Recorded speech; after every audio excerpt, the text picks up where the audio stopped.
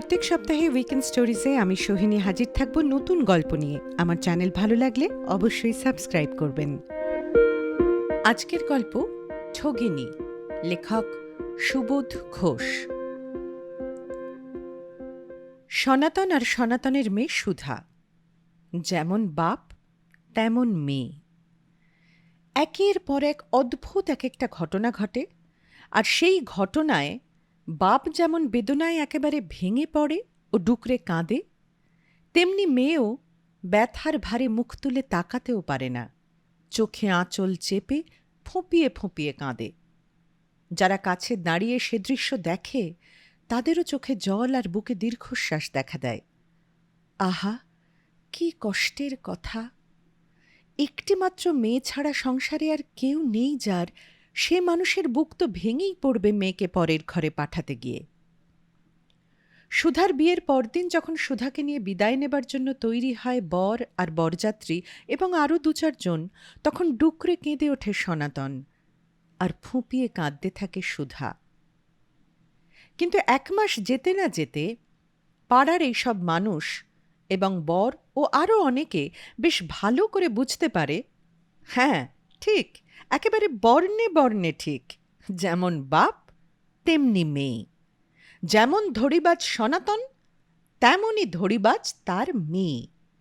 মানুষকে ঠকাবার কায়দা আর কীর্তিতে দুজনেই সমান চৌকস, কেউ কারো চেয়ে কম নয়, যেমন বাপ তেমনই মেয়ে। পুলিশ বলে যেমন মেয়ে তেমনই বাপ। এই নিয়ে ৩ বার হলো, একবার তারকেশ্বর আর একবার বসিরহাটে এইরকম জোচ্চুরির ২টো কেস হয়েছে। মাত্র ২ মাসের মধ্যে ২টো কেস, এটা হলো 3rd কেস। ৩টে ঘটনা এই একই বাপ এবং একই মেয়ের কাণ্ড বলে মনে হচ্ছে। এই রকম করে মানুষ ঠকানো এই দুজনের পেশা। ভাটপাড়ার বাজারের কাছে পাড়ার একটি গলির মধ্যে একটা ছোট ঘরের দরজার বন্ধ তালা ভেঙে তল্লাশি করে পুলিশ, কিন্তু একটা কুটোও পড়ে নেই সেই শূন্য ঘরের কোণে কোণে। সনাতন আর সুধা, সেই বাপ আর মেয়ে, যেন এক অদ্ভুত ভোজবাজির খেলা দেখিয়ে নিজেদের একেবারে হাওয়াতে মিশিয়ে দিয়েছে।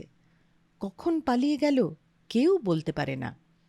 পাড়ার লোক, যারা ১ মাস আগে সেই বাপ ও মেয়ের চোখের জল দেখে নিজেরাও কাঁদো কাঁদো হয়েছিল, লজ্জা পায় তারা এবং আক্ষেপও করে। বাস্তবিক এই সংসারই একটা চিড়িয়াখানা। কি না কাণ্ড হয় এখানে! কেউ কেউ বলেন চিড়িয়াখানাতেও এরকম কুৎসিত কাণ্ড হয় না মশাই, মানুষের সংসারই হয়।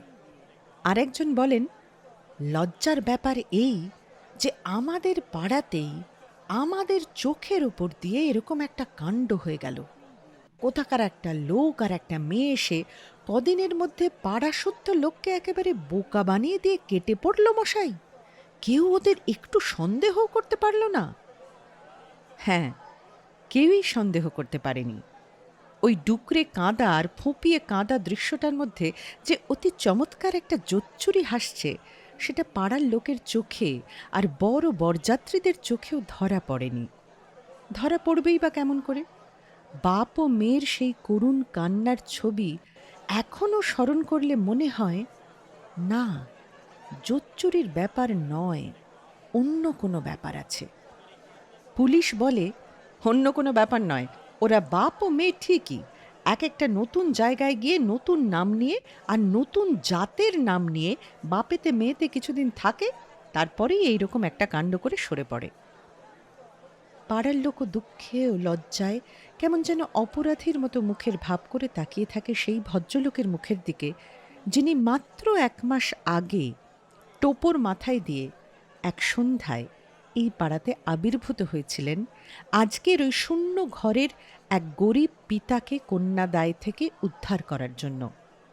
পাড়ার কয়েকটা ছোকরা মুখ টিপে হাসতেও থাকে। ভদ্রলোক একটু বয়স্ক, বয়স ৪৫-এরও বেশি হবে, প্রায় ৫০-এর কাছাকাছি। নৈহাটিতে কাপড়ের দোকান আছে ভদ্রলোকের। বিপত্নিক ও নিঃসন্তান এক ব্যবসায়ী মানুষ। আবার বিয়ে করবার জন্য প্রস্তুত ছিলেন না, ইচ্ছাও ছিল না, কিন্তু সনাতন বাবুর সঙ্গে পরিচয় হবার পর এবং সনাতন বাবুর দারিদ্র্যের পরিচয় পাওয়ার পর তার এই বয়সের মনও সংসারের কাছ থেকে একটা মিষ্টি হাসি পাওয়ার জন্য বড়ই বিচলিত হয়ে উঠল। এই গলির ওই ঘরেতে সনাতনবাবুর আমন্ত্রণে একদিন একটু পিঠে আর পায়েস খেতে এসে মনে মনে ঠিক করে ফেললেন তিনি, সনাতনবাবুকে কন্যাদায় থেকে উদ্ধার করতেই হবে। সজাতের এক গরিবের এত সুন্দরী একটি মেয়ে এইভাবে পড়ে আছে এই গলির অন্ধকারে, ভাবতেও খুব কষ্ট হয়েছিল নৈহাটির সেই কাপড় বেচা আর বেশ কিছু টাকা পয়সার মানুষটির মনে। মেয়ের বাপ সনাতনকে 500 টাকা দিয়ে এবং দান সামগ্রীর জন্য আরও কিছু দিয়ে আর মেয়ের জন্য 10 ভরি সোনার অলংকার দিয়ে সনাতনের সম্মতি ও একটা শুভ দিন স্থির করে ফেললেন নৈহাটির গণেশ বস্ত্রালয়ের এই মালিক। বেচারা সুন্দরী সুধার ঘোমটা ঢাকা মুখের দিকে তাকাতে তাকাতে ধন্য হয়ে এবং সুধাকে নিয়ে এক সকালে এই গলির ওই ঘর থেকে বিদায় নিলেন যে মানুষটি, তিনি আজ পুলিশের সঙ্গে এসে দাঁড়িয়ে আছেন এ ঘরের দরজার কাছে।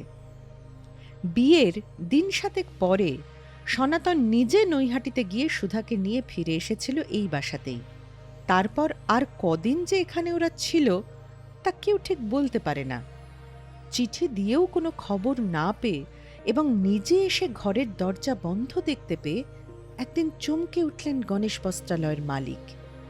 পুলিশে খবর দেওয়া হলো এবং পুলিশ এখন বলছে, হ্যাঁ, এই নিয়ে তৃতীয়বার এইভাবেই আরও 2 বার ওই বাপ তার ওই মেয়ের বিয়ে দিয়েছে আর বিয়ের কদিন পরেই অদৃশ্য হয়ে গিয়েছে বাপ ও মেয়ে দুজনেই। ওদের আসল নামও জানে পুলিশ। তারকেশ্বরে ওরা ছিল ব্রাহ্মণ এবং বসিরহাটে কায়স্থ। ভাটপাড়ায় এসে হয়েছে বৈদ্য। তারকেশ্বরের কেসটা হলো প্রসন্ন চক্রবর্তী নামে এক বাপ এবং সুনয়না নামে তার এক মেয়ের জোচ্চুরি। বসিরহাটের কেসটা হলো সদানন্দ ঘোষ নামে এক বাপ আর মাধবী নামে এক মেয়ের জোচ্চুরির কেস। আর এখন এই ভাটপাড়ার এই গলিতে তারাই সনাতন সেন আর সুধা সেন নামে এক অদ্ভুত বাপ এবং অদ্ভুত এক মেয়ের এক জোচ্চুরির স্মৃতিটুকু শুধু রেখে দিয়ে অদৃশ্য হয়ে গিয়েছে। 3 জন নিরীহ ও বিশ্বাসী মানুষের জীবনকে মিথ্যা বাসরঘর আর ভুয়া ফুলশয্যা দিয়ে নির্মমভাবে ঠকিয়ে এই পৃথিবীর জনতার ভিড়ের মধ্যে এখন কে জানে কোথায় লুকিয়ে পড়েছে এক অদ্ভুত ঠগ আর তার এক অদ্ভুত ঠগিনী মেয়ে। যেমন বাপ তেমনই তার মেয়ে এবং যেমন মেয়ে তেমনই তার বাপ। ভাটপাড়ার গলি থেকে চিন্তা করতে করতে ফিরে যায় পুলিশ। পাড়ার লোকেরা হতভম্ব হয়ে দাঁড়িয়ে ভাবতে থাকে আর গণেশ বস্ত্রালয়ের মালিক একটা হাসি হাসি শান্ত ও সুন্দর মুখ কল্পনায় দেখতে পেয়ে দুঃখে ও বিস্ময়ে শিউরে ওঠেন।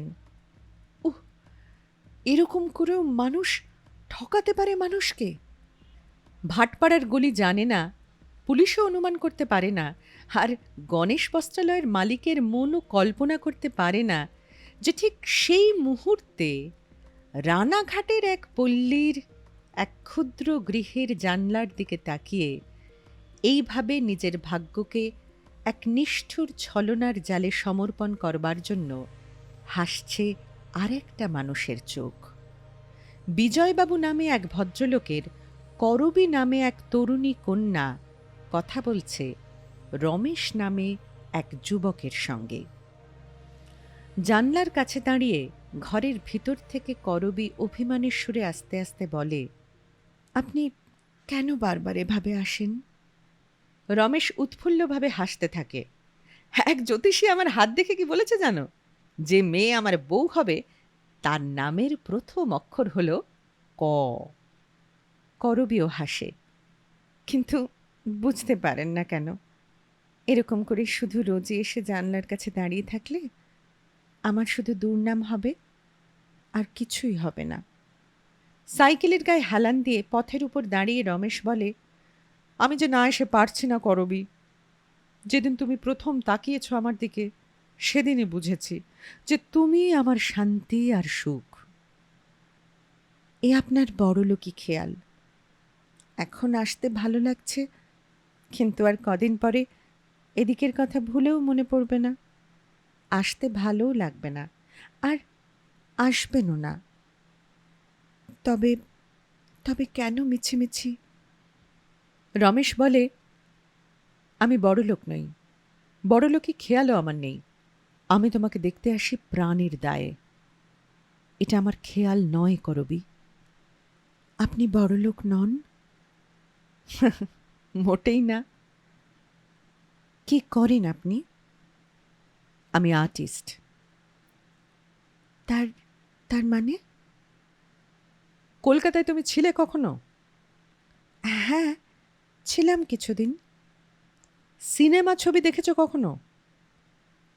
দু একটা দেখেছি। সিনেমা হাউসের দেয়ালে আঁকা বড় বড় রঙিন ছবিগুলো চোখে পড়েছে কখনো? হ্যাঁ। ওই ছবি আমি আঁকি। তার জন্যে কি টাকা পয়সা পান? নিশ্চয়ই, ওই তো আমার রোজগার। আর ভগবানের আশীর্বাদে একরকম মন্দ নয় আমার রোজগার। মাসে 50 টাকা হয়? রমেশ হাসে। তা হয় বই কি। ঠিক কত হয় বলুন না। যাই হোক না কেন, তাতে তোমাকে সুখে রাখতে পারবো। করবী মুখ ভার করে বলে, হ্যাঁ, কাঙালের মেয়েকে সুখী করতে বছরে 1 জোড়া শাড়ি আর রোজ একবেলা দুমুঠো ভাত দরকার। তার বেশি আর কিছু দরকার হয় না। রমেশ বিব্রতভাবে বলে, তা কেন হবে? আমি আমি কি বছরে 1 জোড়া ধুতি পরি, না রোজ একবেলা দুমুঠো ভাত খাই? করবী হাসে। তাহলে বলুন, আপনার টাকা আছে? তোমাকে সুন্দর করে সাজিয়ে রাখবার মতো, তোমাকে কষ্ট না দেবার মতো টাকা আছে বই কি।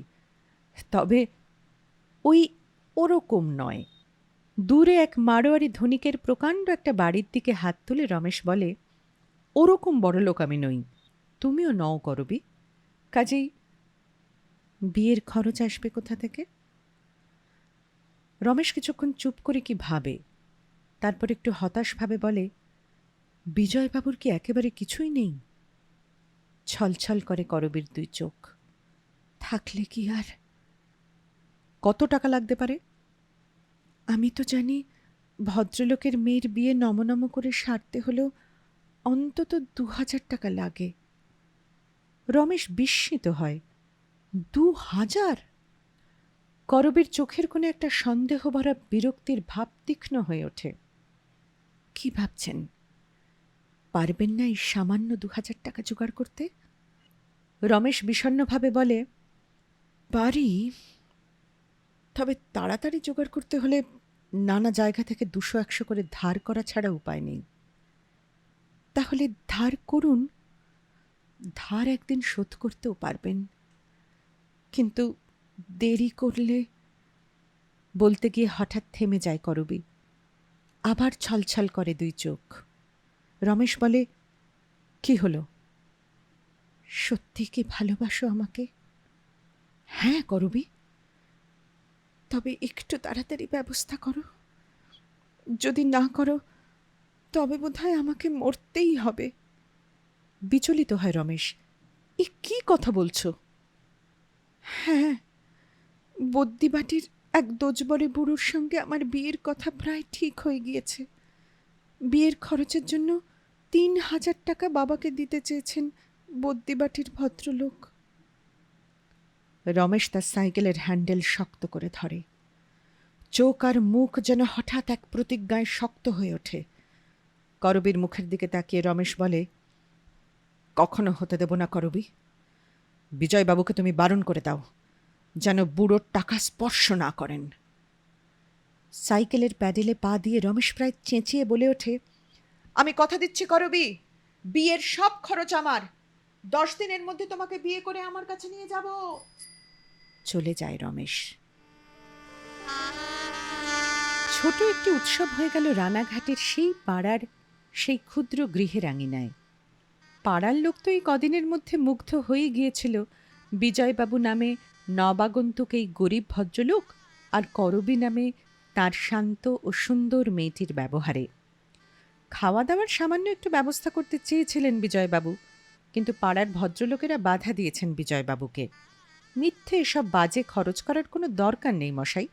আপনার মতো অবস্থার লোকের পক্ষে এসব খরচ একেবারে একটা অন্যায় খরচ।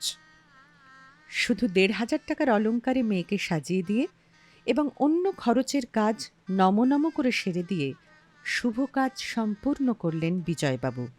পাড়ার লোক জানল ভদ্রলোকের জীবনের যা কিছু পুঁজি জমানো ছিল সব খরচ করে মেয়েকে সোনার অলংকারে সাজিয়ে দিয়েছেন।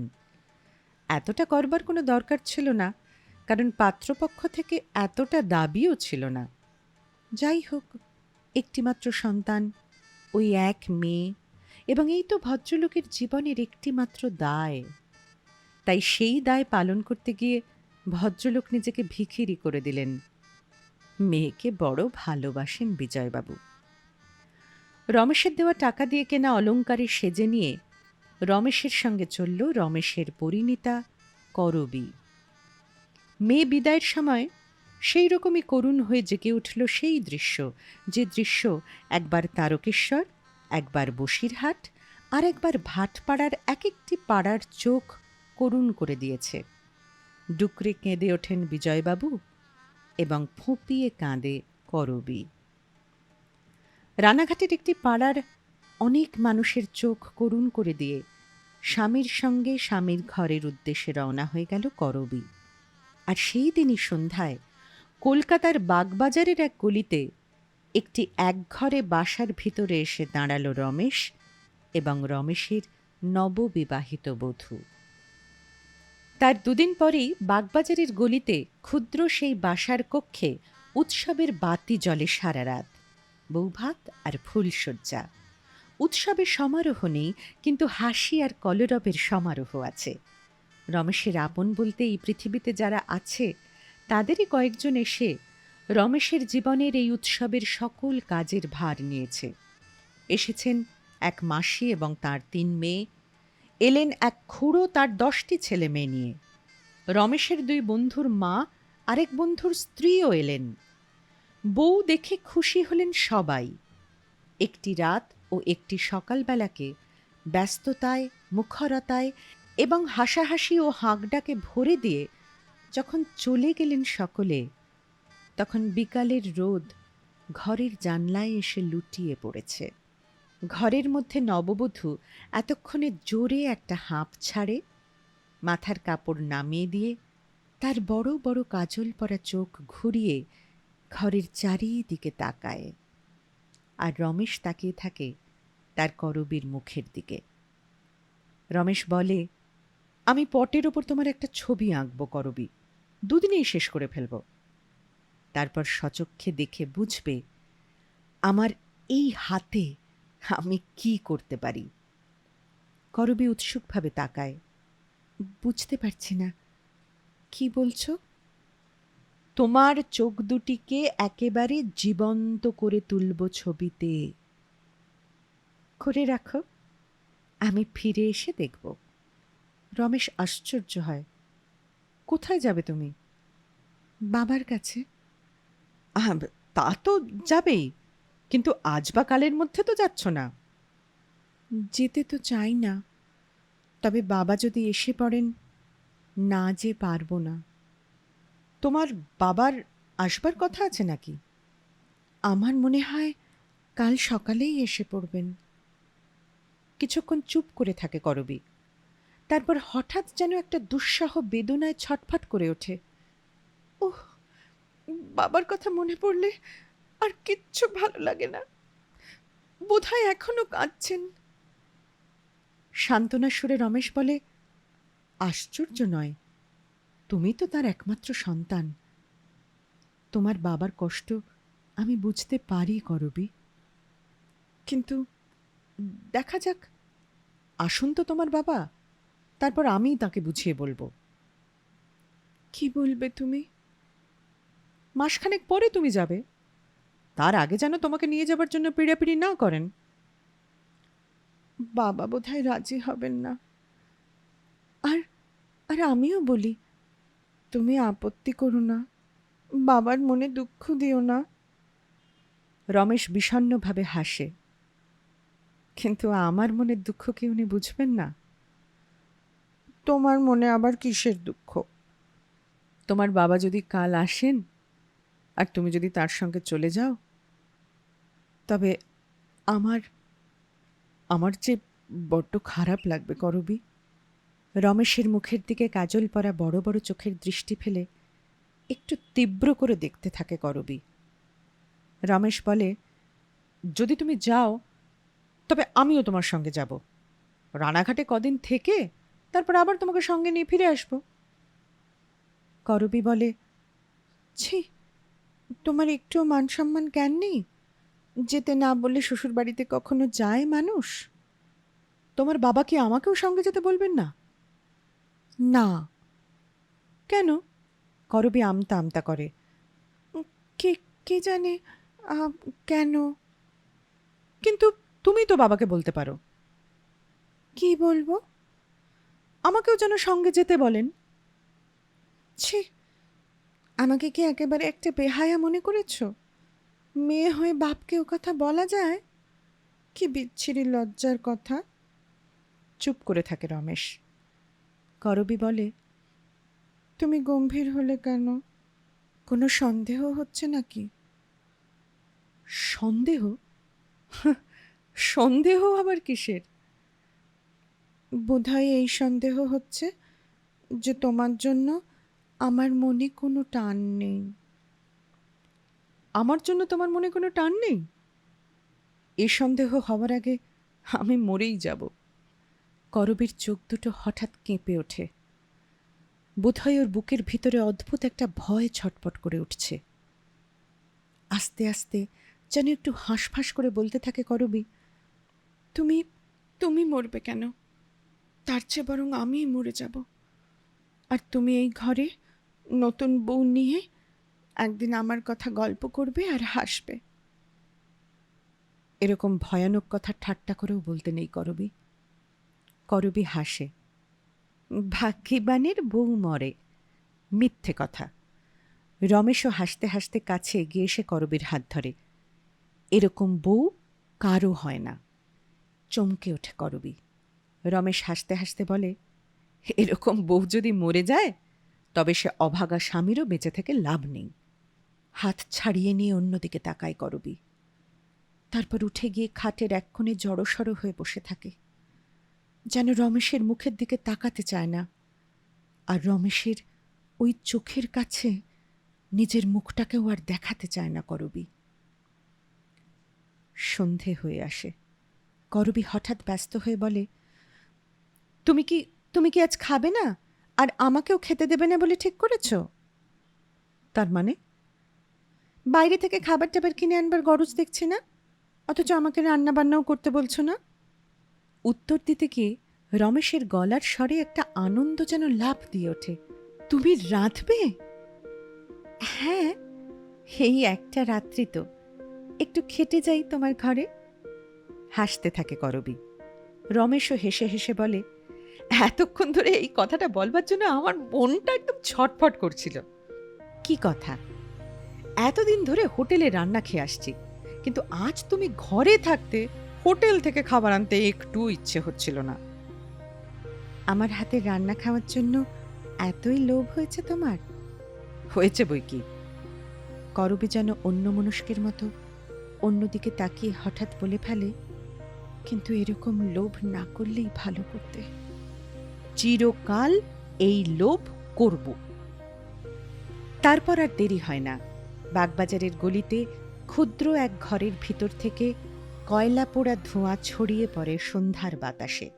এক নববধূর হাতে ওই ঘরের ভিতরে নতুন এক গেরস্থালির আনন্দ খুটখাট আর টুংটাং শব্দ করে বাজতে থাকে থালা বাসনের আর হাতা খুন্তি ও হাঁড়ি কুড়ির গায়ে গায়ে।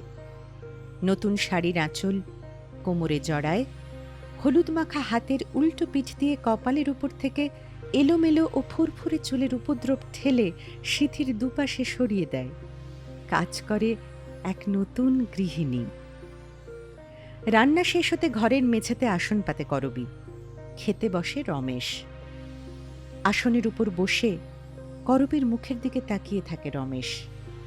কি যেন বলতে চায়, কি কথা যেন তৃষ্ণার্ত হয়ে ছটফট করছে রমেশের মনের মধ্যে। করবী বলে, খেতে বসে আবার এত গম্ভীর হয়ে গেলে কেন? রমেশ বলে, একটি কথা বলবো? বলো। একা খেতে ইচ্ছে করছে না। তার মানে? তুমিও এসো, এক থালাতে দুজনে একসঙ্গে খাই। আবার চমকে ওঠে করবী, কিন্তু কোনো কথা বলতে না পেরে শুধু স্তব্ধ হয়ে দাঁড়িয়ে থাকে। রমেশই উঠে দাঁড়ায়, হেসে হেসে অথচ বেশ শক্ত করে করবীর হাত ধরে করবীকে আসনের কাছে বসিয়ে দিয়ে রমেশ বলে, এরপর তো কাজের তাড়ায় কত সুযোগ নষ্ট হয়ে যাবে। তোমার সঙ্গে বসে এক থালাতে এভাবে খাওয়ার আনন্দ জীবনে আর কদিন পাবো কে জানে। খেতে বসে করবী। রমেশ ও করবী একসঙ্গে থালার উপর হাত চালিয়ে গরম ভাতের ছোট একটি স্তবক ভাঙে, যেন জীবনের নতুন একটা ব্রত খেলছে রমেশ ও ভালোবেসে বিয়ে করা সঙ্গিনী। খেতে খেতে কেমন যেন কান্নাধারা গলায় প্রশ্ন করে করবী, তোমাকে তোমাকে খুব খাটতে হয় বুঝি? নিশ্চয়ই, কাজ তো কাউকে দয়ামায়া করে না। জ্বর গায়ে কতদিন কাজ করতে ছুটেছি। এত খাটতে হয় কেন? পেটের জন্য। কত রোজগার করো? কোনো মাসে 50, কোনো মাসে 100, কোনো মাসে কিছুই নয়। তার উপর আমি এক নতুন দায়ে জুটেছি। এবার তাহলে তুমি খেটে খেটে পাগল হয়ে যাবে বোধহয়। মোটেই না, এবার থেকে মনের সুখে আরো বেশি খাটতে পারবো। তুমি তো অনেক টাকা ধারও করেছো। রমেশ হেসে হেসে সেই ধারের ভার যেন তুচ্ছ করে উড়িয়ে দিতে চায়। 2 বছর জোর খেটে সে ধার শোধ করে দেব, তার জন্য কোনো পরোয়া করি না। করবীর মাথাটা হঠাৎ ঝুঁকে পড়ে, হাত থামিয়ে চুপ করে বসে থাকে করবী। রমেশ প্রশ্ন করে, কি হলো, তুমি খাচ্ছ না যে? করবীর স্তব্ধ হাতটার দিকে তাকিয়ে থাকে রমেশ। তারপরে অদ্ভুত এক ব্যাপার থেকে আর্তনাদ করে ওঠে, এ কি করবী? টপ করে এক ফোঁটা জল ঝরে পড়েছে করবীর হেঁট মাথার ছায়ায় লুকোনো 2 চোখ থেকে, করবীরই হাতের উপর।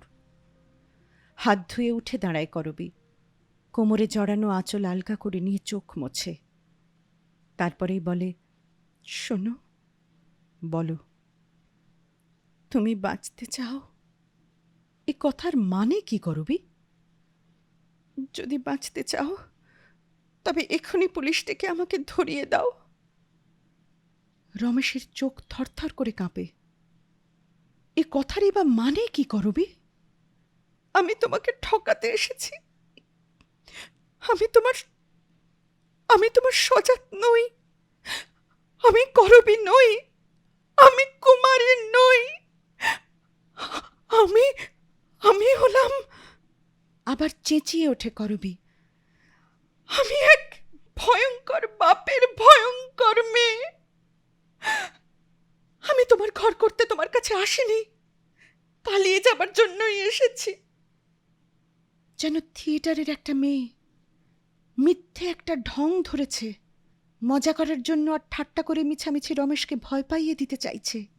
রাজকুমারীর সাজ সেজে এক মায়াবিনী ডাকিনী একটা রাজাকে ঠিক এই রকমই ঢং ধরে বেহায়ার মতো কতগুলি ভয়ঙ্কর কথা বলে পালিয়ে গেল। কি যেন সেই হতভাগা রাজাটার নামটা মনে করতে পারে না রমেশ। থিয়েটারের সেই নাটকটার নামও মনে পড়ে না। তবু ভয় পায় রমেশ। চুপ করে যেন মৃত্যুর বার্তা শুনছে রমেশ। করবীর মুখের দিকে তাকিয়ে বুঝতে চেষ্টা করে রমেশ, সত্যি এই মুখ কি এক ভয়ঙ্কর ঠগিনীর মুখ হতে পারে? করবী বলে, আমি জানি তুমি পুলিশ ডেকে আমাকে ধরিয়ে দিতে পারবে না। তুমি এত বোকা আর এত দুর্বল। গায়ের সব গয়না এক এক করে খুলে মেঝের উপর রাখে করবী। এই নাও, তোমার অন্তত 1,500 টাকা বাঁচল। এইবার আমাকে চুপচাপ চলে যেতে দাও। কোথায় যাবে তুমি? উত্তর দেয় না করবী। রমেশ কঠোর স্বরে চিৎকার করে, ভয়ঙ্কর বাপের কাছেই ফিরে যেতে চাও? উত্তর দেয় না করবী। রমেশ প্রশ্ন করে। আমার কথার উত্তর দাও করবি। চেঁচিয়ে কেঁদে ওঠে করবি। তুমি বলো, তুমি আমাকে যেতে দিতে চাও না? শান্ত হয়ে কিছুক্ষণ ভাবতে থাকে রমেশ। তারপর ছল ছল চোখ নিয়ে করবীর হাত ধরে। যেতে দিতে ইচ্ছে করে না, তবে শোনো। বলো। আজ এক্ষুনি দুজনে এখান থেকে সরে পড়ি। কোথায় যাবে? তুমি যেখানে নিয়ে যাবে আর যেখানে রাখবে। আর দেরি করে না রমেশ। সেই রাত্রেই শূন্য হয়ে গেল বাগবাজারের গলির ক্ষুদ্র একটি বাসা। ঠগের মেয়ে ঠগিনী জীবনের শেষ বারের মতো পৃথিবীর একটা পাড়াকে শুধু ভাবিয়ে দিয়ে সরে পড়ল তার স্বামীর সঙ্গে। ঠকিয়ে গেল শুধু একজনকে। রানাঘাট থেকে এক বিজয়বাবু এসে পরদিন সকালে যখন বাগবাজারের গলিতে এসে দাঁড়ালেন, তখন দেখে অবাক হয়ে গেলেন সেই ঘরের দরজায় তালা ঝুলছে। নিরেট, কঠিন ও নিষ্ঠুর একটা তালা। দরজার ফাঁকে উঁকি দিয়ে দেখলেন বিজয়বাবু, ঘরের ভিতরটাও শূন্য। কি ভয়ানক একটা শূন্যতা! পুলিশ এসে হাত চেপে ধরতেই চেঁচিয়ে কেঁদে উঠল বিজয়বাবু নামে লোকটা। ইস, মেয়ে হয়ে বাপকে কি এমন করে ঠকাতে হয় রে ঠগিনি!